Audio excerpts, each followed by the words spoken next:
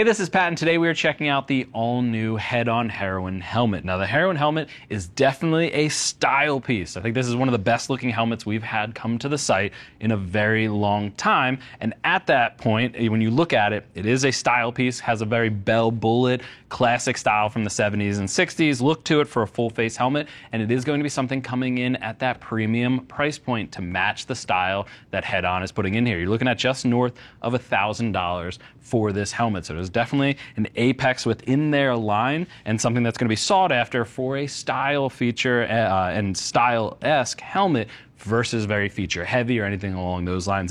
Head-On is a company out of the UK, based out of London, making their helmets abroad, but they do have custom sizes and custom fitment out of their helmet, whether you want a custom paint or anything internal. But the ones that we have currently available are going to be $1,000, and you're looking at a DOT only shell. I want to get that right out of the gate in the beginning, because I think for that price point, you should probably be adding an ECE 2206 option in there, which they do offer, but any ones coming into the US are going to be DOT only. I hope to see Head-On change that in the future, just because I think with the price point on this, adding that extra safety feature in there is only going to be a benefit. But I think the person looking at buying this likely isn't too concerned about the overall features. It's just going to be the style that they're looking for, which is a very clean look and very retro look. And like I said, I think it looks fantastic, even with the brass accessories all the way throughout. The leather trim, I think they did a fantastic job when it comes to the overall style.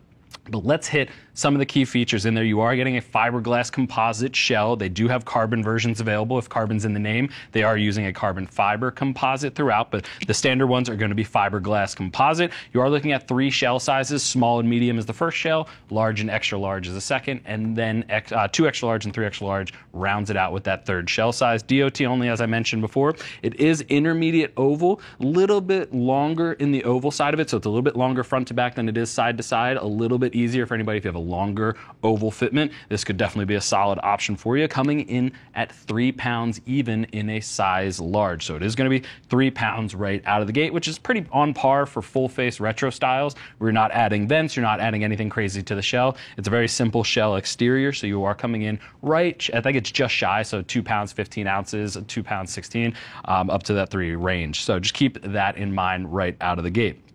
Looking at the helmet and starting to break down some of the features, one thing I want to call out, you don't have any vents down at the base, but around the shell you do get this really nice leather trim stitched into it that goes all the way around. It is going to patina over time depending on what surfaces you're putting it on, so just keep that in mind, but I really dig the overall trim of it. Now the color will change of that leather depending on which colorway you go with or which model you're actually looking at, but you can see that they run that all the way around the gasket as well. Doesn't do the best of job at sealing against the shield itself, but that's because it is really just a style piece in there. It does a little bit of sealing, but not something like we see with very thick rubber gaskets around on most modern helmets. One thing I do want to call out though is this face shield. I really dig the face shield. It is a flat shield, which provides the best when it comes to optics, but if you see inside of the shield, there's actually a hidden pin lock-esque. It's really just an anti-fog coating to make it a double pane inside of there, so it's not something you need to remove or anything like that. It is single time use, but it comes installed right out of the box. That's going to help it with anti-fog. Now, Head-On could have gone and worked with a brand out there like Pinlock, tons available, very easy to put into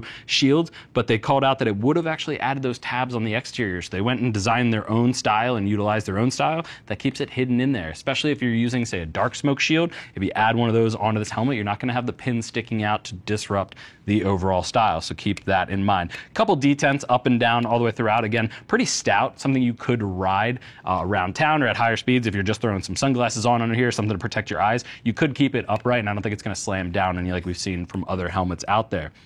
Really cool feature on the outer side is this brass screw on there. It's completely machined. It is one piece all the way throughout. Out of the box, this is going to come with, I actually have them over here, it's going to come with a piece of plastic just for transport. They put that one in there just so the brass fittings don't get scratched or anything. But if you unscrew that, you can remove the shield, swap it out to a different version.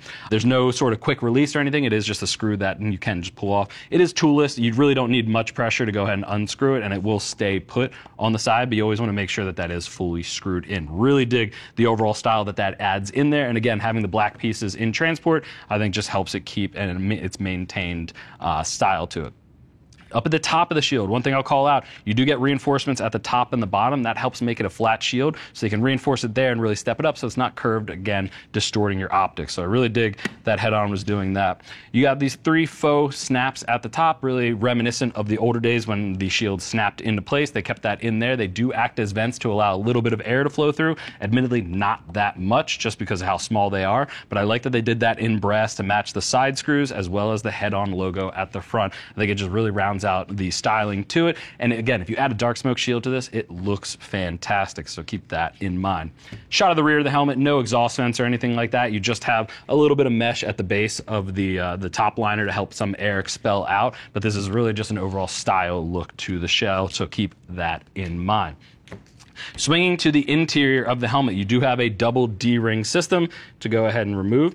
And now the top liner is not removable. However, the cheek pads are. They're actually just pressure fitted in, kind of like what we've seen from Arai in the past. There's no snaps or anything like that at the rear. There's just these tabs on the front and back that just help it slide into place. It can be a little bit of a challenge realizing how to get those out of the helmet, so keep that in mind. But it is something that just after 2-3 times, you'll get the practice of it. No speaker pockets you can see on the inside. It just goes up to the shell, but that is because the speaker pockets are actually hidden inside of the cheek pad. So all you need to do, I'll try to get it here on camera, make it not look too challenging to get to.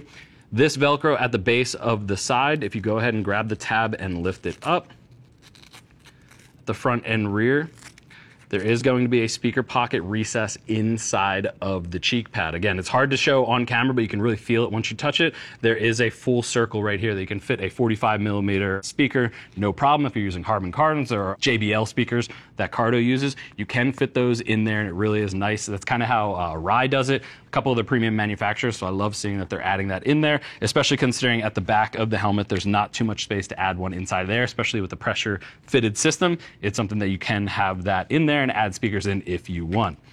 Not too much else to show at the interior. Again, the top liner is not removable. That's not something you can pop out, but I just want to call out the leather accents down the side of the cheek pads, as well as even if I show you the interior at the chin bar, that is a nice leather suede on the inside.